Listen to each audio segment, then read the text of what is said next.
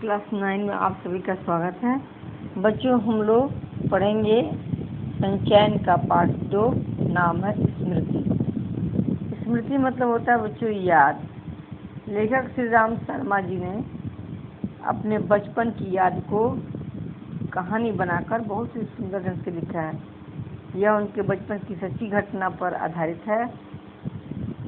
चलिए तो हम लोग पढ़ते हैं क्या उनके साथ घटित हुआ था ऐसा जिसे उन्हें लिखना पड़ा। चलिए, सन 1908 ईस्वी की बात है। दिसंबर का आखिर या जनवरी का प्रारंभ होगा। चिल्ला जाड़ा पड़ रहा था। 2-4 दिन पूर्व कुछ बूंदाबांदी हो गई थी, इसलिए शीत की भयंकरता और भी बढ़ गई थी। सायंकाल के 3:30 या 4 बजे होंगे। कई साथियों के साथ मैं झरबेरी के बेर तोड़कर खा रहा था कि गांव के पास से एक आदमी ने जोर से पुकारा कि तुम्हारे भाई बुला रहे हैं, शीघ्र ही घर लौट जाओ। मैं घर को चलने लगा। साथ में छोटा भाई भी था। भाई साहब की मार का डर था, इसलिए सहमा हुआ चला जाता था। समझ में नहीं आता था कि कौन सा कसूर बन पड़ा। डरते डरते घर में घुसा। आशंका थी कि बेर खाने के अपराध में ही तो पेशी न हो, पर आंगन में भाई साहब को पत्र लिखते पाया। अब पिटने का भय दूर हुआ। हमें देखकर भाई साहब ने कहा कि इन पत्रों को ले जाकर मक्खनपुर डाक खाने में डाल आओ। तेजी से जाना, जिससे शाम की डाक में चिट्ठियाँ निकल जाएं। ये बड़ी जरूरी हैं। जाड़े के दिन थे ही, तिस पर हवा के प्रकोप से कंपी लग रही थी। हवा मज्जा तक ठिठुरा रही थी, इसलिए हमने कानों को धोती से बांधा। माँ ने भुजाने के लिए थोड़े चने एक धोती में बांध दिए। हम दोनों भाई अपना अपना डंडा लेकर घर से निकल पड़े। उस समय उस बबुल के डंडे से जितना मोह था, उतना इस उम्र में राइफल से नहीं। मेरा डंडा अनेक सांपों के लिए नारायण वाहन हो चुका था।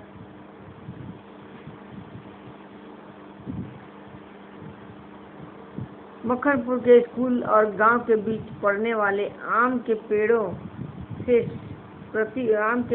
प्रति वर्ष उससे आम जुड़े जाते थे। इस कारण वह मुख डंडा सजीव सा प्रतीत होता था। प्रसन्न वदन हम दोनों मक्खनपुर की ओर तेजी से बढ़ने लगे। चिट्ठियों को मैंने टोपी में रख लिया, क्योंकि कुर्ते में जेबें न थीं। हम दोनों उछलते कूदते एक ही सांस में गांव से 4 फरलांग दूर उस कुएं के पास आ गए, जिसमें एक अति भयंकर काला सांप पड़ा हुआ था। कुआं कच्चा था और 24 हाथ गहरा था। उसमें पानी न था। उसमें न जाने सांप कैसे गिर गया था। कारण कुछ भी हो, हमारा उसके कुएं में होने का ज्ञान केवल 2 महीने का था। बच्चे नटखट होते ही हैं। मक्खनपुर पढ़ने जाने वाली हमारी टोली पूरी बानर टोली थी। एक दिन हम लोग स्कूल से लौट रहे थे कि हमको कुएं में उझकने की सूझी। सबसे पहले उझकने वाला मैं ही था। कुएं में झांककर एक ढेला फेंका कि उसकी आवाज़ कैसी होती है। उसके सुनने के बाद अपनी बोली की प्रतिध्वनि सुनने की इच्छा थी, पर कुएं में जो ही ढेला गिरा तो ही एक फुसकार सुनाई पड़ी। कुएं के किनारे खड़े हुए हम सब बालक पहले तो उस फुसकार से ऐसे चकित हो गए जैसे किलोले करता हुआ मृग समूह अति समीप के कुत्ते की भौंक से चकित हो जाता है। उसके उपरांत सभी ने उछल कर एक एक ढेला फेंका और कुएं से आने वाली क्रोधपूर्ण फुसकार पर कहे लगाए। गांव से मक्खनपुर जाते और मक्खनपुर से लौटते समय प्राय प्रतिदिन ही कुएं में ढेले डाले जाते थे। मैं तो आगे भागकर आ जाता था और टोपी को एक हाथ से पकड़कर दूसरे हाथ से ढेला फेंकता था। यह रोजाना की आदत सी हो गई थी। सांप से फुसकार करवा लेना मैं उस समय बड़ा काम समझता था। इसलिए जैसे ही हम दोनों कुएं की ओर से निकले, कुएं में ढेला फेंक कर फुसकार सुनने की प्रवृत्ति जागृत हो गई। मैं कुएं की ओर बढ़ा। छोटा भाई मेरे पीछे ऐसे हो लिया जैसे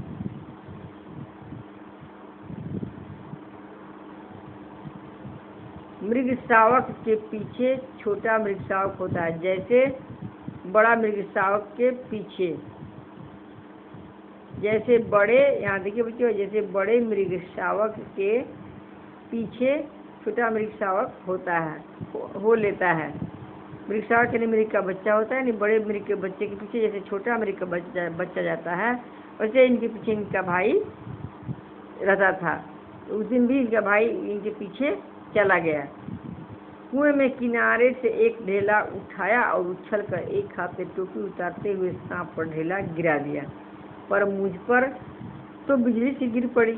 सांप ने फुसकार मारा या नहीं, ढेला उसे लगा या नहीं, यह बात अब तक स्मरण नहीं। टोपी के हाथ में लेते तीनों चिट्ठियां चक्कर काटती हुई कुएं में गिर रही थी। अकस्मात जैसे पास चरते हुए हिरण की आत्मा गोली से हत होने पर निकल जाती है और वह तड़पता रह जाता है, उसी भांति वे चिट्ठियां क्या टोपी से निकल गई, मेरी तो जान निकल गई।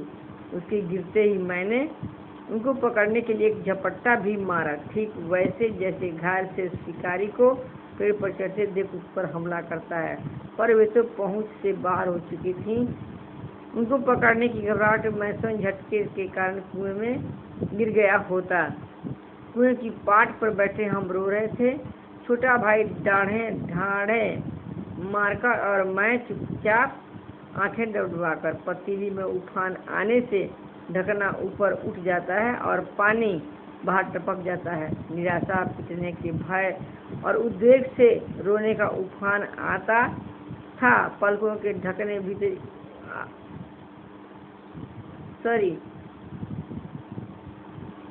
उद्वेग से रोने का उफान आता था।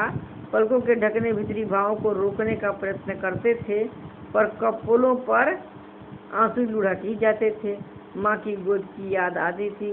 जी चाहता था कि माँ आकर छाती से लगा ले और लाड़ प्यार करके कह दे कि कोई बात नहीं, चिट्ठियाँ फिर लिख ली जाएंगी। तबीयत करती थी कि कुएं में बहुत सी मिट्टी डाल दी जाए और घर जाकर कह दिया जाए कि चिट्ठी डाल आए, पर उस समय मैं झूठ बोलना जानता ही न था। घर लौटकर सच बोलने पर रूई की तरह धुनाई होती।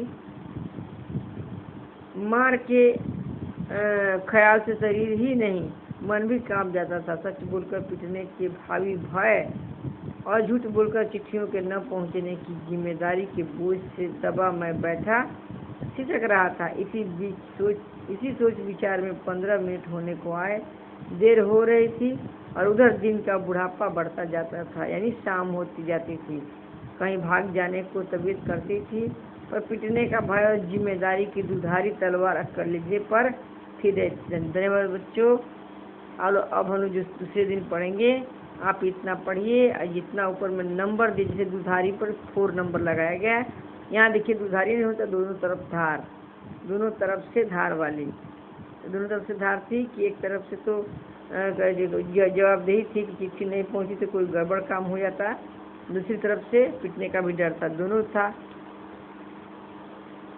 तो ये देखिए यहाँ पे पिक्चर में यहाँ दिखाया गया कुएं में कैसे चिट्ठियाँ तीनों जा रही हवा में तैरते हुए, और लेखक टोपी लेकर अवाक है, छोटा भाई पीछे डंडा लेकर। आप ये अवश्य पढ़ लेंगे।